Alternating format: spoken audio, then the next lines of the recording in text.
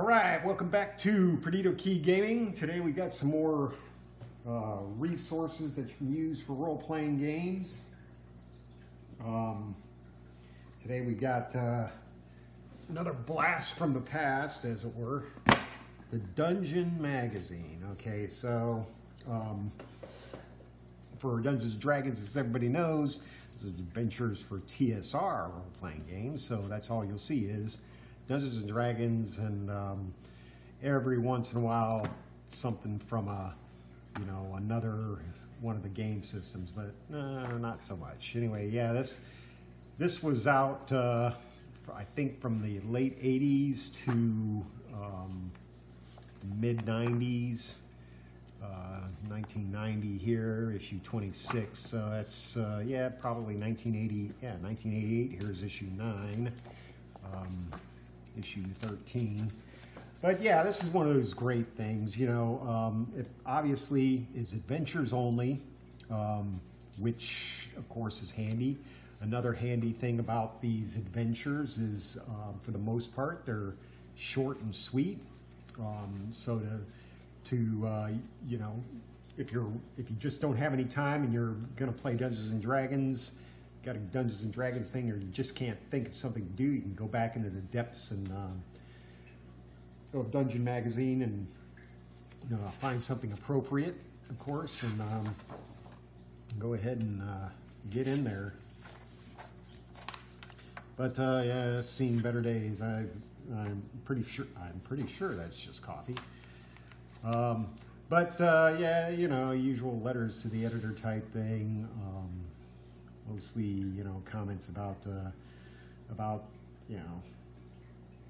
what's going on in the magazine and things like that. But like I said, most of them are pretty short and sweet. Most of them have maps. Usually, I think the first adventure is kind of a longer one than the rest of them in here. Of course, it's not all dungeons. It's adventures. That's probably the way things should go, right? So you got your 4-page adventure there. The monsters, of course, are all laid out as looks like yeah, definitely Dungeons and Dragons or Advanced Dungeons and Dragons Vice 2nd edition. I'm sure some of the older magazines, of course, are mostly 2nd edition type things. But so basically, what that means is the information for the anything that you might have to change for a different gaming system should be pretty easy to do. I would say I've done used adventures from Dungeon Magazine several times. Just adapted it to whatever I was doing at the time, and they actually work out pretty good. Some of these you have to tone. These are all written by different people, not TSR people. So, some of these folks get a little crazy with some stuff. But I mean, you have different people thinking of different evil things to do to the party. So some of the traps are, pretty cool. Some of the different monsters are usually pretty stereotypical for, you find them in the monster manual. But some of these guys do come up with their own monsters and things like that. So that's kind of cool. And some give additional information as to how the Dungeon Master or the Games Master should handle the entire scenario or adventure. But yeah, definitely an excellent resource in my opinion. Let's see, 1988 would be Pacific Stars and Stripes Books, the bookstore we always had in Japan. There, yeah, that's where I got this one, 1988. Whew, that's a long time ago. But they all fall into the same sort of format. Like I said, they're all adventures. They're all dungeons. Definitely would require, because they're not part of any particular setting, like Greyhawk, or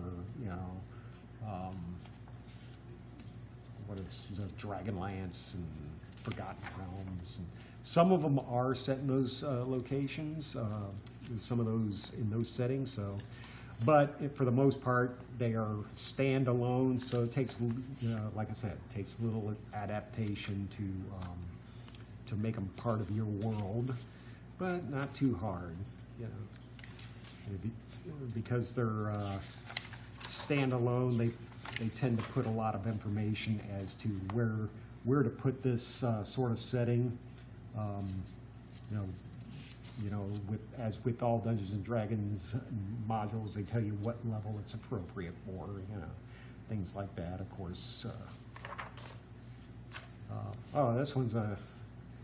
This one's a solitaire adventure, play by numbers type game. How about that? Play an adventure by yourself. But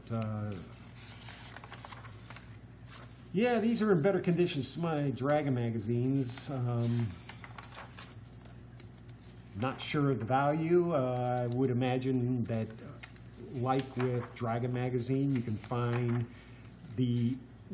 find originals of this in any number of locations. Like I said, eBay, online game stores, stuff like that. Just look around. One of these days, I'm actually gonna see what these are worth. I don't think that they actually publish these in PDF format on a DVD or CD like they did with the poor Dragon magazine. But all of them are, definitely packed full. I think you get about 10 adventures per Dragon or Dungeon magazine. So that's kind of nice. Always something for everybody, I would imagine. Pacific Stars and Stripes, 1994. Different location, different, still in Japan, definitely. Looks like a clown, it's like a blow-up dragon there. And basically, yeah, that's it for Dungeon Magazine. Not very much to say about it. Of course, a magazine full of adventures in dungeons is kind of self-explanatory. Anyway, let me know what you think. Hit like, hit subscribe, leave me some comments in the comment section, of course, and let me know how you're doing out there. And we'll see you tomorrow for some more Perdido Key Gaming. Don't know what it's going to be. Magic the Gathering, probably. But we'll see you then.